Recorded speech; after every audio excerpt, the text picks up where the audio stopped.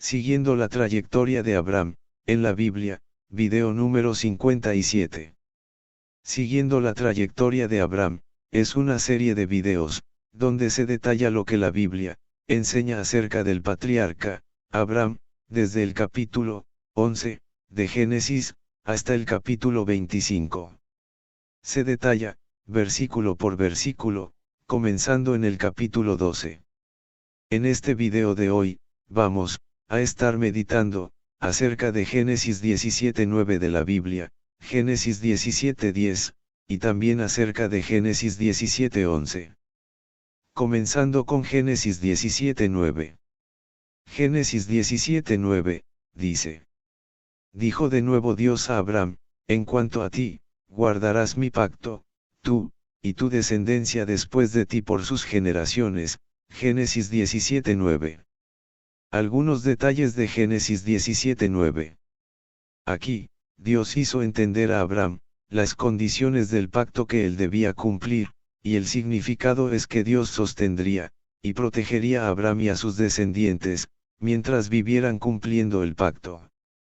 Yahvé posiblemente dio estas condiciones a Abraham, para enseñarle, y más adelante a toda la nación de Israel también, lo que implicaba su relación con él, a la cual él le había conducido, así como lo que Dios requería de su pueblo. Hagamos un resumen de todo lo que hasta ahora hemos expuesto del capítulo 17 de Génesis. Algunos de los ingredientes mencionados desde Génesis 17:1, constituyen la base de los que el Señor estuvo tratando con Abraham.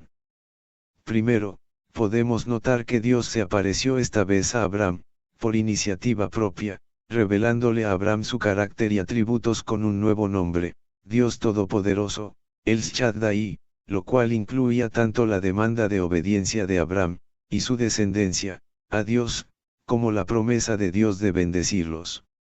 Vimos que la respuesta de Abraham a esto fue postrarse delante del Señor, Génesis 17:3. Luego Dios le dio a Abraham un nuevo nombre, Abraham, y le presentó como nunca antes las promesas que le había estado revelando. Estas promesas, versículos 4 a 8, fueron introducidas por la frase en labios de Dios, he aquí mi pacto, y en este versículo de hoy, Dios expuso a Abraham sus obligaciones, o estipulaciones que él debía cumplir para ratificar el pacto. Dios le dijo, en cuanto a ti, debemos hacer notar que este pacto no es un trato entre iguales. Dios no llegó a Abraham y le dijo, si tú haces esto por mí, yo haré esto por ti. Dios expuso su pacto a este hombre de fe. Notemos que Dios dijo, guardarás mi pacto, él no dijo, el pacto, porque este pacto fue una iniciativa exclusiva de Dios. En el fondo de esto, se encuentra la relación que más tarde se expresó en Éxodo 6:7, donde leemos, les tomaré por mi pueblo, y seré el Dios de ustedes, y ustedes sabrán que yo soy Yahvé. En el versículo de hoy, Dios no estaba negociando con Abraham, sino buscando la ocasión de bendecir a él y a su descendencia. Es que Dios desea bendecirnos, y por eso en este versículo le presentó a Abraham sus obligaciones en el pacto, y también a su descendencia después de él, por sus generaciones. Estas obligaciones debían ser cumplidas por Abraham, y deben ser cumplidas por la descendencia actual de él. Tengamos presente que, en este pacto, estamos nosotros también incluidos, y será siempre para nuestro bien. ¿Por qué estamos incluidos? Porque nosotros también somos descendencias de Abraham, por la fe en Cristo Jesús, pues Gálatas 3:7 dice, sepan, por tanto, que los que son de fe, estos son hijos de Abraham. Nosotros también somos de fe. De modo que, la persona que no tiene fe en Dios, no es hijo espiritual de Abraham. Un ateo, o un satanista, mientras se mantenga como tal, no es hijo espiritual de Abraham. Notemos que, en este versículo, Dios ordenó guardar el pacto, pues, él dijo, guardarás mi pacto, tú, y tu descendencia después de ti, por sus generaciones, y siendo esto una ordenanza de Dios, por tanto, no hay otra opción, o alternativa, sino obedecer. Pero también debemos, entender que, aquí está la gracia de Dios en acción. El rol de Abraham no fue firmar con su nombre, en señal de acuerdo, sino caer sobre su rostro en adoración, tal como, él lo hizo, Génesis 17:3. En este versículo, las condiciones las estableció el dueño. Él ha estado señalando el camino que debe seguir su pueblo, y el hecho de que lo ha estado haciendo, es una muestra de su gracia. También, debemos entender que la gracia de Dios, es favor y misericordia que no merecemos, ni podemos merecer, y mucho menos, adquirir. La gracia nos da, lo que no merecemos, misericordia, y perdón, en lugar de lo que merecemos, condenación, y juicio. Hasta aquí con Génesis 17:9. Ahora vamos a meditar en Génesis 17:10.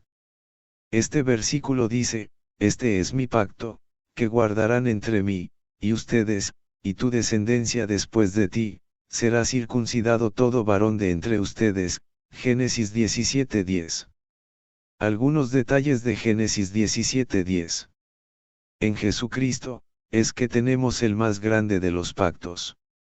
En Mateo 26:28 Jesucristo dijo, porque esto es mi sangre del nuevo pacto, que por muchos, es derramada, para remisión de los pecados. Esto viene, además, con todo un racimo de bendiciones, pero sin pasar por alto que también contiene, obligaciones, de parte de nosotros. Si Dios ha sido fiel en sus pactos, una y otra vez, ¿por qué nosotros no somos fieles a Él?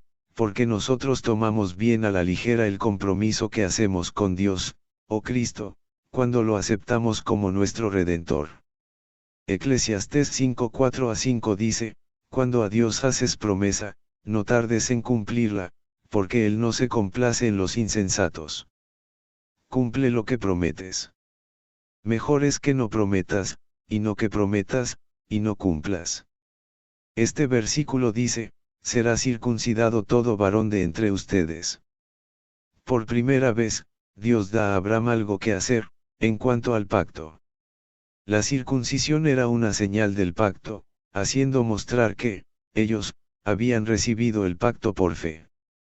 Un pacto hecho por Dios es irrevocable, porque Él mismo no solamente conlleva bendiciones, sino que también está la vida misma de por medio. Dios ha sido fiel a los pactos, hasta el día de hoy. Ahora, hagámonos las siguientes preguntas, ¿por qué Dios habrá usado una señal tan extraña, para hacer pacto, entre Abraham, y él? ¿Por qué mandó a circuncidar? ¿Cuál era el significado de este rito? Cuando se circuncida un varón, se corta quirúrgicamente una porción circular del prepucio del pene humano. Espiritualmente hablando, el prepucio simboliza impureza.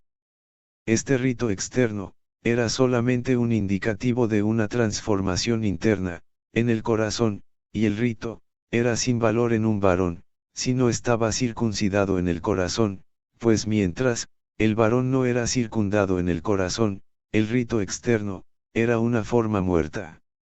En la Biblia, hay versículos, donde se relaciona la circuncisión con el cambio de mente, y corazón. Por ejemplo, Deuteronomio 10:16-17 dice, circuncidad, pues, el prepucio de vuestro corazón, y no endurezcáis más vuestra cerviz. Porque Yahvé vuestro Dios, es Dios de dioses, y Señor de señores, Dios grande, poderoso, y temible, que no hace acepción de personas, ni toma cohecho. También, Jeremías 4:4 dice, circuncidaos a Yahvé, y quitad el prepucio de vuestro corazón, varones de Judá, y moradores de Jerusalén, no sea que mi ira salga como fuego, y se encienda, y no haya quien la apague, por la maldad de vuestras obras. En el cuerpo natural del varón, había un símbolo de imperfección que había que eliminar, su prepucio. Por lo tanto, Dios les pedía que se circuncidaran, como parte del pacto que hacía con Abraham. La razón por la cual, en Abraham serán benditas todas las familias de la tierra, es porque aquellos padres de todas las generaciones, que tomen la vida espiritual de sus hijos, con la misma seriedad y dedicación como lo hizo el patriarca Abraham, serán bendecidos con esa misma bendición. Sin embargo, la mayoría de los padres fallan en esto, y así se pierden grandes bendiciones. Pero todavía tienen una ventaja: si esos padres se aferran a Jesucristo por fe, definitivamente, ellos son también hijos espirituales de Abraham. Gálatas 3:7. Padres puros producen hijos puros.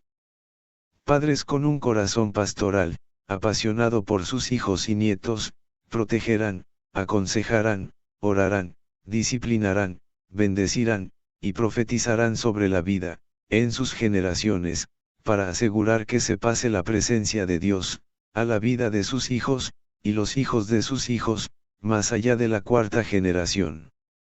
Hasta aquí con Génesis 17:10. Ahora, vamos a meditar acerca de Génesis 17:11.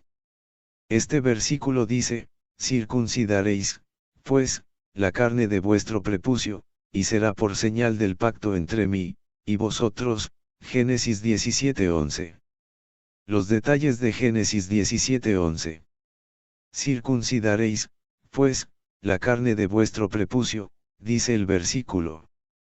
La señal era la circuncisión, que es la amputación del prepucio del varón. Dios escogió esta señal por muchas razones importantes. La circuncisión no era desconocida en aquellos días. Era una práctica ritual de varios pueblos.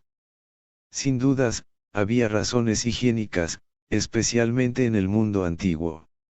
Hay una evidencia médica de que esta práctica ha contribuido a una mayor duración del vigor de la raza de los judíos. En un libro llamado Ninguna de estas enfermedades, y escrito por el Dr. Sim y Macmillan, él notó que estudios realizados desde 1949 a 1954, mostraron una proporción increíblemente pequeña de cáncer cérvico-uterino en mujeres judías, porque la mayoría de sus esposos habían sido circuncidados. Pero, más importante, la circuncisión es una manera de amputar la carne, y una apropiada señal del pacto, para indicarles a los israelitas, que no deben poner su confianza en la carne.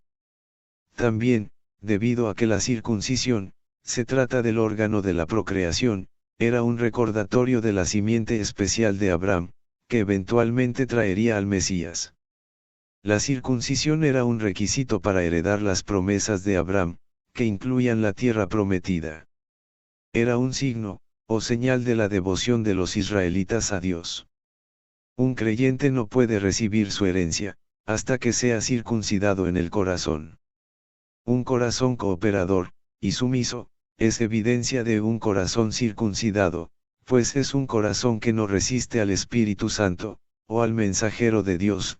Ver Deuteronomio 10:16. La capacidad de adorar a Dios en la libertad del Espíritu, sin ser obstaculizado por la tradición, o el orgullo, es un indicador maravilloso de una circuncisión espiritual. La tradición puede que sea un obstáculo para la circuncisión del corazón, si rechaza las manifestaciones del Espíritu Santo. Por ejemplo, algunos creyentes no ven bien aplaudir, levantar las manos, danzar ante el Señor, y adorar en el Espíritu. Eso es así, porque ellos están incircuncisos en el corazón. Debemos recordar que el deseo del Padre es que le adoremos en espíritu y en verdad. Juan 4:22-24. En Romanos 2:25-29, el apóstol Pablo da a entender que no es suficiente la circuncisión física, sino que es preciso, y más importante, la circuncisión del corazón.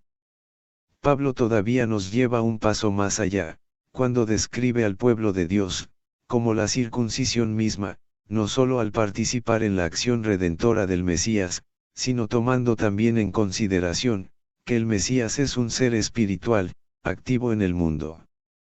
Filipenses 3:3 dice: nosotros somos la circuncisión, los que en espíritu servimos a Dios, y nos gloriamos en Cristo Jesús, no teniendo confianza en la carne. La circuncisión no es solo una acción por parte del hombre, para reunificarse con Dios, sino también la acción directa de Dios sobre nosotros, a través del Espíritu de Cristo. Colosenses 2:11 dice, en él también, ustedes fueron circuncidados, con circuncisión no hecha por mano de hombre, sino por la circuncisión de Cristo, en la cual, ustedes son despojados de la naturaleza pecaminosa en ustedes. La circuncisión interior, o del corazón, consiste en, 1. Renunciación a nuestro egoísmo, 2. Confesión y purificación, 3. Petición del Espíritu Santo, 4. Derramamiento del Espíritu Santo sobre nosotros, lo cual despierta nuestra esencia divina. El acto de la circuncisión física, es una manera muy clara de expresar nuestro rechazo al mundo, y nuestra entrega a Dios. La razón por la cual la circuncisión, en el día de hoy, no es una obligación para los creyentes que no son judíos, y entre los judíos, son muy pocos, los que aceptan a Jesucristo, se encuentra en Colosenses 2:9-13, donde leemos: toda la plenitud de la divinidad, habita en forma corporal en Cristo, y en él, que es la cabeza de todo poder y autoridad, ustedes han recibido esa plenitud. Además, en él fueron circuncidados, no por mano humana, sino con la circuncisión que consiste, en despojarse del cuerpo pecaminoso. Esta circuncisión la efectuó Cristo. Ustedes la recibieron al ser sepultados con él, en el bautismo. En él también fueron resucitados, mediante la fe en el poder de Dios, quien lo resucitó de entre los muertos. Antes de recibir esa circuncisión, ustedes, estaban muertos en sus pecados. Sin embargo, Dios nos dio vida en unión con Cristo, al perdonarnos todos los pecados, Colosenses 2:9-13, Biblia, NVI. Según Lucas 2:21, Jesús fue circuncidado. El hecho de que estamos en él, quiere decir que participamos de su circuncisión, a través de él.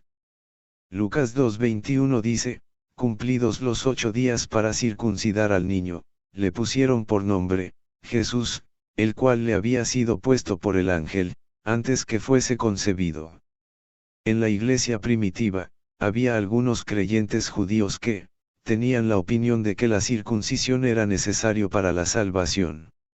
Esto lo leemos en Hechos 15:1, donde dice, entonces algunos que venían de Judea, enseñaban a los hermanos, si no se circuncidan conforme al rito de Moisés, no podrán ser salvos.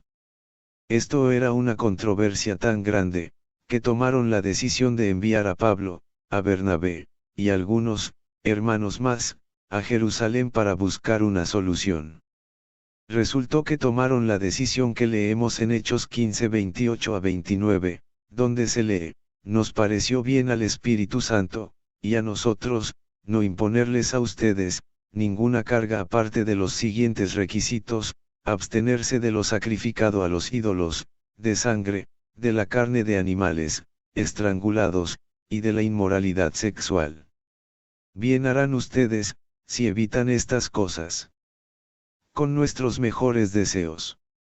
En Gálatas 5:1-2, Pablo dijo a los creyentes en Galacia, Cristo nos libertó, para que vivamos en libertad.